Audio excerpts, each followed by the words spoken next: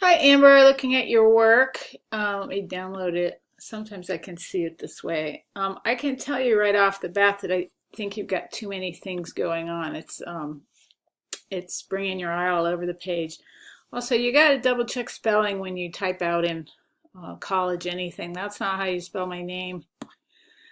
Anyway, all right. So you have that script font. Then you have that's sort of a new look that you see um, these days. It's contemporary.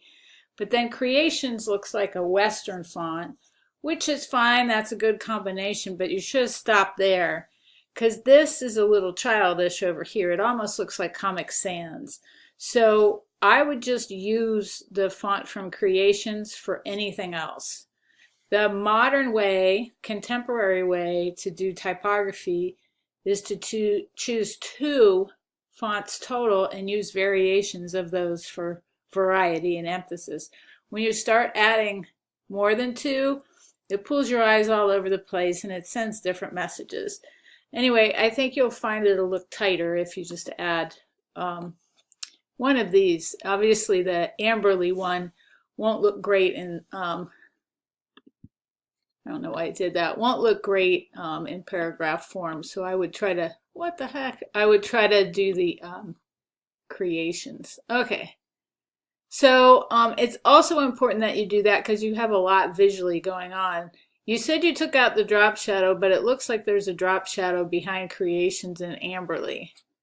So how does it look just flat? Because at this size, whatever that drop shadow is sort of messing around with the E. And then you've got these lines, and then you've got the watercolor texture, and then you've got flowers. It's a lot of stuff. So see how you can simplify as much as possible.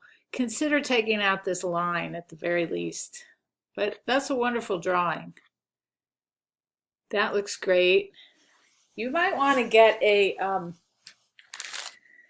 custom stamp done. If you do continue with this, then you will literally have that look. So then you've introduced an entirely different font and look over here with an entirely different symbol. So as a graphic designer, you want to brand yourself consistently. It might get boring for you, but you want to use the same symbol, the same font over and over and over again. And then after a while, people will recognize that as your look. But when you start adding like a new font, a new image with a different texture, it looks like you're not focused. All right. The other reason for keeping things simple, what if you want to get a super important job at a garage or a car company or a notoriously masculine sports bar? Do you think they're going to hire the person who has a bouquet of flowers and butterfly on their business card? They're going to think that you can't handle a different sort of personality, which is not true, but when it comes to people outside the graphics world, they don't know what they're looking at. So consider keeping it simple. Don't make it too feminine unless you're like directly going after a niche market like weddings, wedding planners.